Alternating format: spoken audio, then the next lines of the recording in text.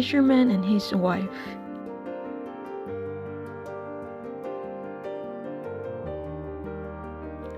There was once a fisherman who lived with his wife in a pigsty close by the seaside. The fisherman used to go out all day long a-fishing, and one day, as he sat on the shore with his rod, looking at the sparkling waves and watching his line, all on a sudden his float was dragged away deep into the water, and in drawing it up he pulled out a great fish. But the fish said, Pray let me leave. I am not a real fish. I am an enchanted prince. Put me in the water again and let me go." "Oh," said the man, "you need not make so many words about the matter. I will have nothing to do with a fish that can talk. So swim away, sir, as soon as you please." Then he put him back into the water, and the fish started straight down to the bottom and left a long streak of blood behind him on the wave. When the fisherman went home to his wife in the pigsty, he told her how he had caught a great fish, and how it had told him it was an enchanted prince, and how on hearing it speak he had let it go again. "Did you not ask it for anything?" said the wife. "We live very richly here in this nasty, dirty pigsty. Do go back and tell the fish you want a snug little cottage." The fisherman did not much like the business. However, he went to the seashore, and when he came back there, the water looked all yellow and green. And he stood at the water's edge and said, "O man of the sea, hearken to me. My wife Elzebul will have her own will, and hath sent me to beg a boon of thee." Then the fish came swimming to him and said, "Well, what is your will? What does your wife want?" "Ah," said the fisherman, "she says that when I had caught you, I ought to have asked you for something before I let you go. She does not like living any longer in the pigsty and wants a snug little cottage." "Go home then," said the fish. "She is in the cottage already." So the man went home and saw his wife standing at the door of a nice trim little cottage. Come in," said she. "Is not this much better than the filthy pigsty we had?" And there was a parlor and a bedchamber and a kitchen, and behind the cottage there was a little garden, planted with all sorts of flowers and fruits, and there was a courtyard behind, full of ducks and chickens. "Ah," said the fisherman, "how happily we shall live now." "We will try to do so, at least," said his wife. Everything went right for a week or two, and then Dame Elzebul said, "Husband, there is not near room enough for us in this cottage. The courtyard and the garden are a great deal too small. I should like to have a large stone castle to live in. Go to the fish again and tell him to give us a castle." "Wife," said the fisherman, "I don't like to go to him again, for perhaps he will be angry. We ought to be easy with this pretty cottage to live in." "Nonsense," said the wife. "He will do it very willingly, I know. Go along and try." The fisherman went, but his heart was very heavy when he came to the sea. It looked blue and gloomy, though it was very calm, and he went close to the edge of the waves and said, "O man of the sea, hearken to me.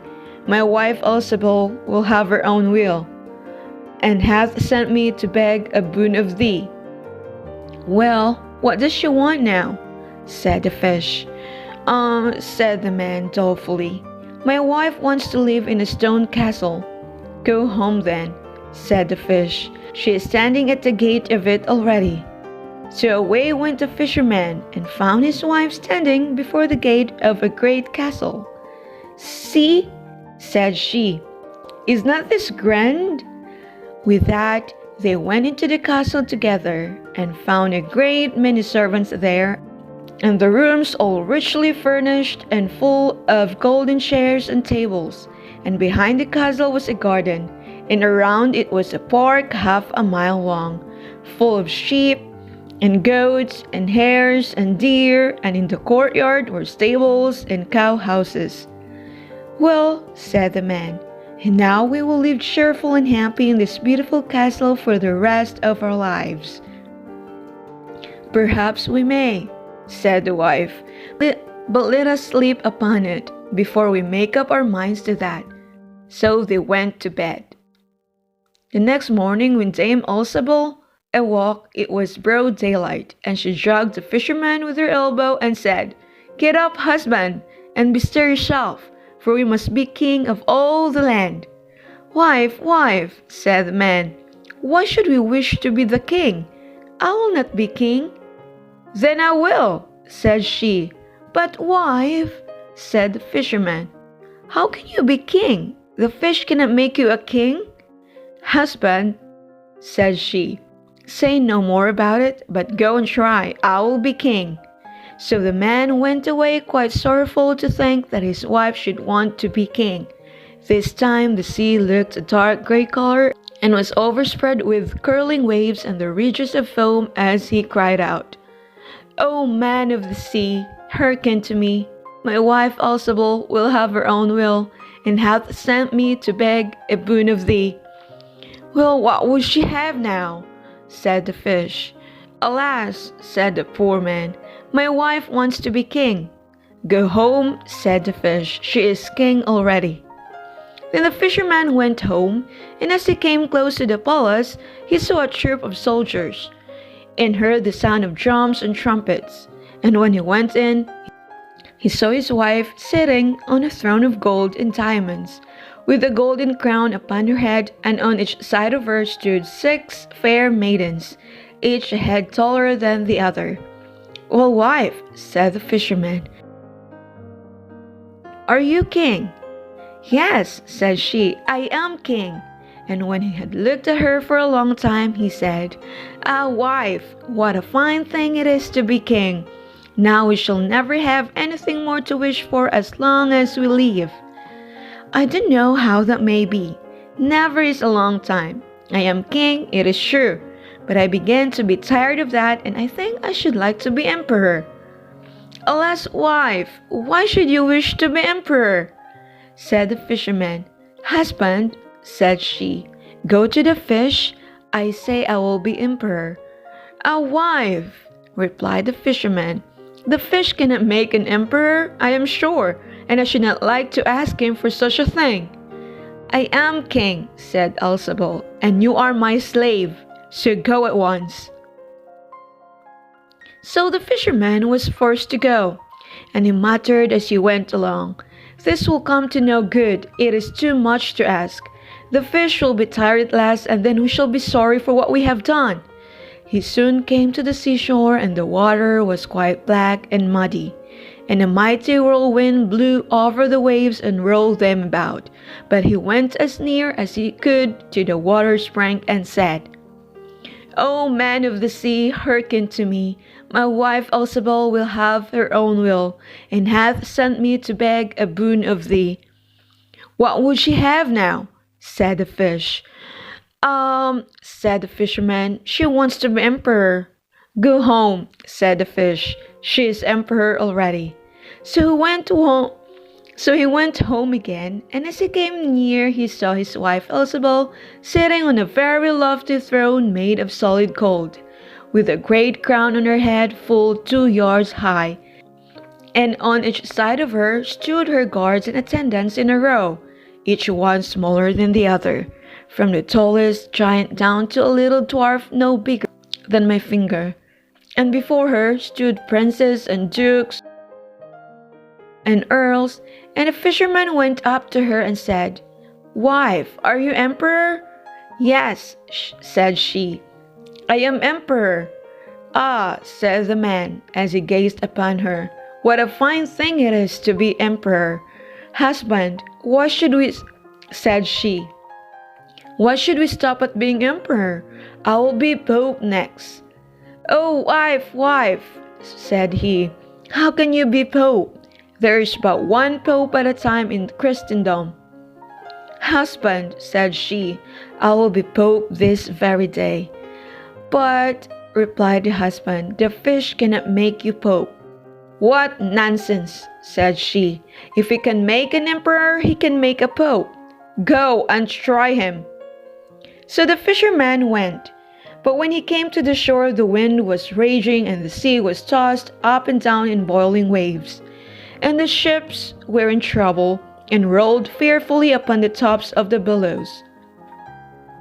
In the middle of the heavens there was a little piece of blue sky, but towards the south all was red, as if a dreadful storm was rising. At this sight, the fisherman was dreadfully frightened, and he trembled so that his knees knocked together. But still he went down near to the shore and said, "O man of the sea, hearken to me. My wife Elzebul will have her own will, and hath sent me to beg a boon of thee." "What does she want now?" said the fish. "Ah," said the fisherman, "my wife wants to be pope." "Go home," said the fish. "She is pope already." Then the fisherman went home and found Elzebul sitting on a throne that was 2 miles high, and she had 3 great crowns on her head, and around her stood all the pomp and power of the church. And on each side of her were 2 rows of burning lights, of all sizes, the greatest as large as the highest and biggest tower in the world, and the least no larger than a small rushlight. "Wife," said the fisherman as he looked at all this greatness, "are you pope?" "Yes," said she, "I am pope." "Well, wife," replied he, "it is a grand thing to be pope, and now you must be easy, for you can be nothing greater." "I will think about that," said the wife. Then they went to bed, but Dame Elzebul could not sleep all night for thinking what she should be next. At last, as she was dropping asleep, morning broke and the sun rose. "Ha!" thought she as she woke up and looked out through the window. "After all, I cannot prevent the sun rising." At this thought, she was very angry and wakened her husband and said, "Husband, go to the fish and tell him I must be lord of the sun and moon." The fisherman was half asleep, but the thought frightened him so much that he started and fell out of bed. "Alas, wife," said he, "cannot you be easy with being pope?" "No," said she, "I am very uneasy as long as the sun and moon rise without my leave. Go to the fish at once." Then the man went shivering with fear, and as he was going down to the shore, a dreadful storm arose, so that the trees and the very rocks shook. And all the heavens became black with stormy clouds, and the lightnings played and the thunders rolled. To have seen in the sea great black waves, swelling up like mountains with crowns of white foam upon their heads. And the fisherman crept towards the sea and cried out, as well as he could, "O man of the sea, hearken to me. My wife Elzebul will have her own will, and hath sent me to beg a boon of thee."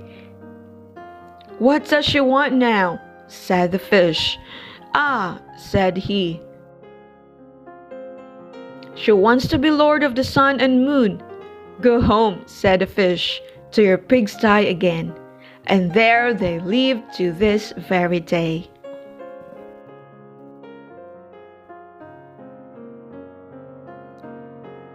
So, what is the moral of the fisherman and his wife? The moral of the story is pretty obvious. If you can't find happiness in things you already have, you'll never be happy no matter which of your wishes will come true. Fisherman's seemingly good heart was not enough to make him happy because his wife was so greedy.